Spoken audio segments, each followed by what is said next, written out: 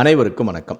திருவண்ணாமலை மாவட்டம் சேத்துப்பட்டு அருகில் உள்ள கல்யாணபுரம் கிராமத்தை சேர்ந்தவங்க தான் ரம்யா. இவங்களுடைய கணவனின் பெயர் தான் சுதாகர்.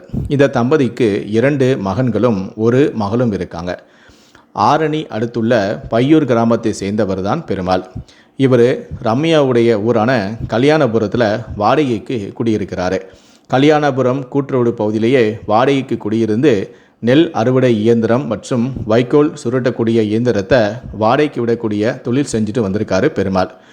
அப்படி இருக்கும்போது தான் பெருமாளுக்கும் ரம்யாவுக்கும் பழக்கம் ஏற்பட்டிருக்கு. இந்த பழக்கமே நாளடைவில் தகாத உறவாக மாறியிருக்கு. அதன் பிறகு ரம்யா பெருமாளுடைய வீட்டுக்கு அடிக்கடி வந்து அவரோட தனிமையில் சந்தித்து உல்லாசமாக இருக்க ஆரம்பிச்சிருக்காங்க. கணவன் வேலைக்கு சென்ற பிறகு ரம்யா பெருமாளுடைய வீட்டுக்கு வருது, அவரோட தனிமையில் உல்லாசமாக இருப்பதையே வழக்கமாக வச்சுருந்துருக்காங்க. இப்படியே தொடர்ந்து செஞ்சுட்டு வந்ததால் எங்களுக்குள்ள கள்ளக்காதல் அதிகமாக இருக்குது.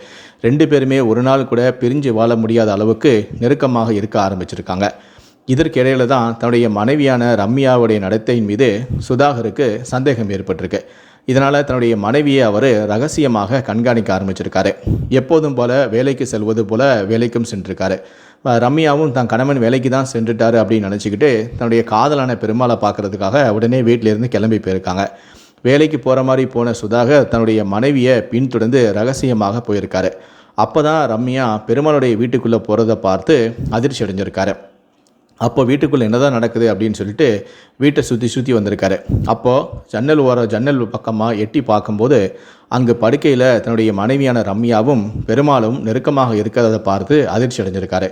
தன்னுடைய மனைவி பெருமாளோட தகாதோர் இருக்கிறத பார்த்து அவர் கடுமையான மன உளைச்சலுக்கு ஆயிருக்காரு. தன்னுடைய மனைவியோட இந்த தகாத உறவை அவர் யாருக்கிட்டையுமே சொல்லலை. கடுமையான மன உளைச்சல் இருந்தாலும் கூட தன்னுடைய சகோதரன், பெற்றோர், உறவினர்கள்னு யாருக்கிட்டையுமே சொல்லலை. ஆனால் தன்னுடைய நெருங்கிய நண்பரான கோழிப்புலியூர் கிராமத்தில் வசித்து வந்த சீனிவளவன்கிட்ட மட்டும் சொல்லி அழுதுருக்காரு. தன்னுடைய மன உளைச்சலை போக்குறதுக்காக அவங்ககிட்ட எல்லா விஷயத்தையும் நடந்ததை எல்லாத்தையும் சொல்லி கண்ணீர் விட்டு கதறி அழுதுருக்காரு.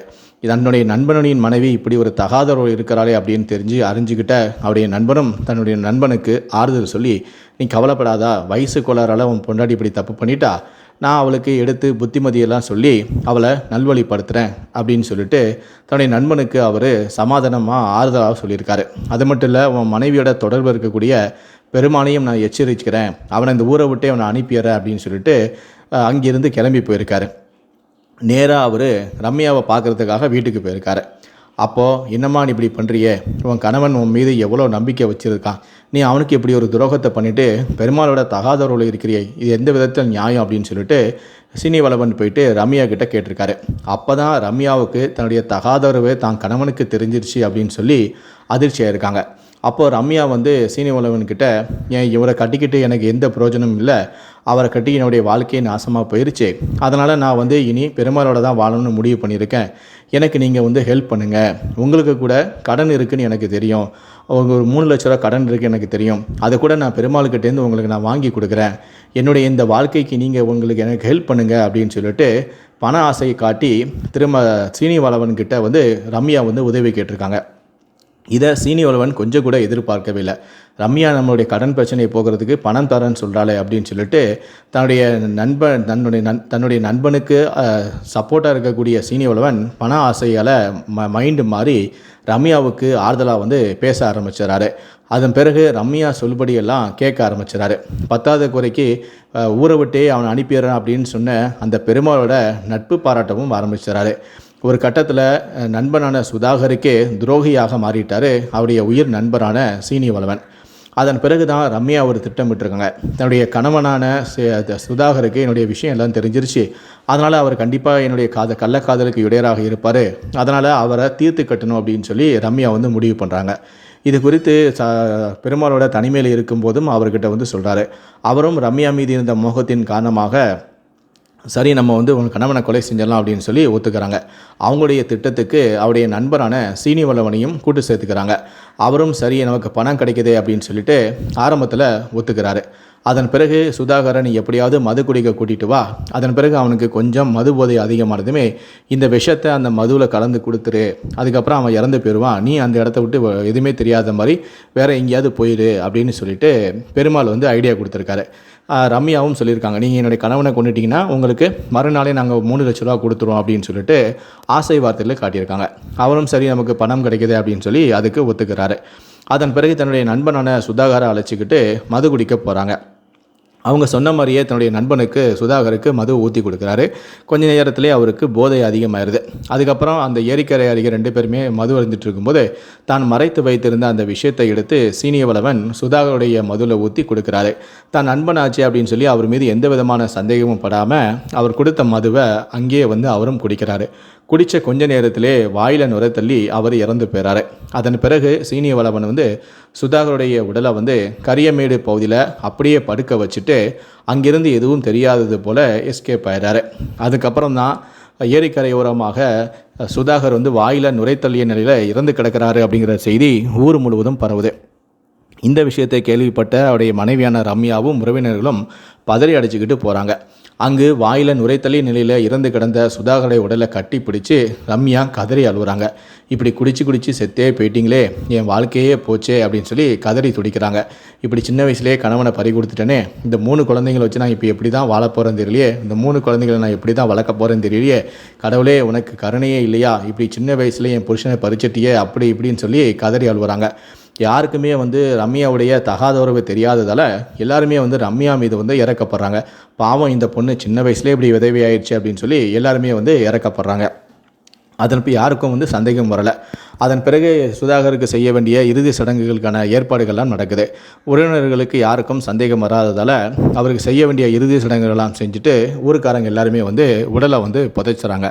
அந்த சமயத்தில் தான் எல்லாருக்குமே வந்து சுதாகருடைய நண்பரான சீனியவளவன் மீது சந்தேகம் வருது. ஏன் வருது அப்படின்னா, சுதாகருடைய இறுதி சடங்கில் அவர் வந்து கலந்துக்கலை. தன்னுடைய உயிர் நண்பனுடைய இறுதி சடங்கில் கூட கலந்துக்காமல் அவர் எங்கே போனார் அப்படின்னு சொல்லிட்டு எல்லாருமே வந்து சந்தேகத்துக்கு உள்ளாராங்க. அவர் வந்து வெளியூரில் போய் இருந்த பிறகு இந்த விஷயம் வந்து அவருக்கு தெரிய வருது.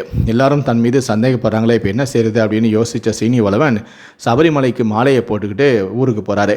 நான் வந்து சபரிமலைக்கு மாலை போட்டிருந்தேன், அதனால தான் வந்து இறுதி சடங்கில் கலந்துக்கலை அப்படின்னு சொல்லி ஒரு ட்ராமாவை போடுறாரு. சரின்னு சொல்லிட்டு எல்லாரும் வந்து அதை நம்பிடுறாங்க. இருந்தாலும் 3 லட்ச ரூபா பணத்துக்காக இப்படி உயிர் நண்பனையே நம்ம வந்து விஷம் கொடுத்து சாகடிச்சிட்டோமே, அவனுக்கு நம்ம ஒரு துரோகி ஆகிட்டோமே, ஒரு பணத்துக்காக நம்ம உயிர் நண்பனை இப்படி கொண்டுட்டோமே அப்படின்னு சொல்லி சீனியவளவனுக்குள்ளே குற்ற உணர்ச்சி அதிகமாகிட்டே இருக்குது. அதனால் அவர் வந்து என்ன பண்ணுறாருன்னா, நமக்கு நம்மளே தண்டனை கொடுத்துக்கணும், தன்னுடைய நண்பனை கொலை செஞ்ச நாமளே நமக்கு தண்டனை கொடுத்துக்கணும் அப்படின்னு சொல்லி முடிவுக்கு வராரு. அதனால் அவங்களுடைய கிராமத்தின் சாலையோரம் இருக்கக்கூடிய ஒரு மரத்தில் போய் அவரும் தூக்கிட்டு தற்கொலையும் செஞ்சுக்கிறாரு. இவருடைய தற்கொலைக்கு பிறகு தான் எல்லாருக்குமே வந்து பலத்த சந்தேகமும் ஏற்படுது. சீனியவளவன் தன்னுடைய நண்பரான சுதாகருடைய இறுதி சடங்கில் கலந்துக்கவும் இல்லை, திடீர்னு இப்படி இறந்தும் போகிறாரு. என்ன காரணம் அப்படின்னு சொல்லிட்டு சுதாகருடைய சகோதரருக்கு சந்தேகம் ஏற்படுது.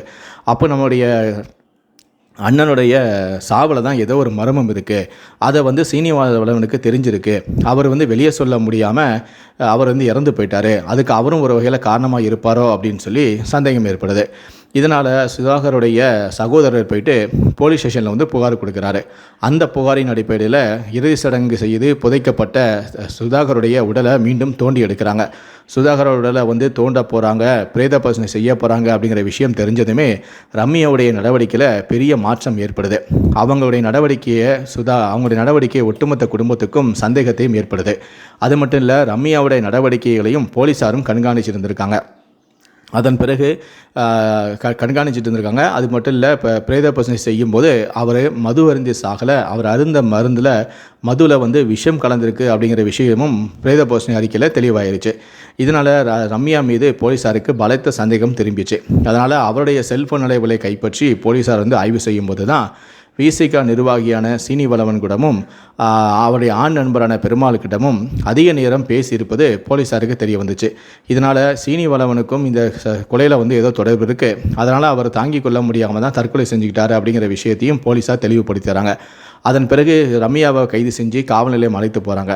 ரம்யா மீது சந்தேகப்பட்டு அவரை காவல் நிலையம் அழைச்சிட்டு போயிட்டாங்க அப்படிங்கிற விஷயம் எப்படியோ பெருமாளுக்கு தெரிஞ்சு அவர் ஊரை விட்டு ஓட முயற்சி பண்ணியிருக்காரு. வெளியூருக்கு தப்பி செல்ல முயற்சி பண்ணும்போது இவருக்கும் சம்மந்தம் இருக்குது அப்படின்னு முன்கூட்டியே தெரிஞ்சுக்கிட்ட போலீஸார் அவரை சுற்றி வளைத்து கைது பண்ணி அவரையும் போலீஸ் ஸ்டேஷனுக்கு அழைத்து போய் தங்களுடைய பாணியில் விசாரணை மேற்கொள்ளும் போது தான் இவங்க 2 பேருமே நாங்கள் 2 பேரும் சேர்ந்து தான் சீனியவனுடைய கூட்டு சேர்ந்து தான் நாங்கள் வந்து என்னுடைய கணவனை கொலை செஞ்சோம், அவருக்கு 3 லட்ச ரூபா பணம் கொடுக்குறோன்னு சொல்லி ஆசை வார்த்தை கூறி தான் இப்படி நாங்கள் கொலை செஞ்சோம் அப்படிங்கிறத ஒத்துக்கிட்டாங்க. இதைத் தொடர்ந்து இவங்க இருவரும் அளித்த வாக்குமூலத்தின் அடிப்படையில் கொலை வழக்கு பதிவு செய்த போலீசார் இருவரையும் கைது செய்து நீதிமன்றத்தில் ஆஜர்படுத்தி வேலூர் சிறைகளில் 2 பேரையுமே அடைச்சிட்டாங்க.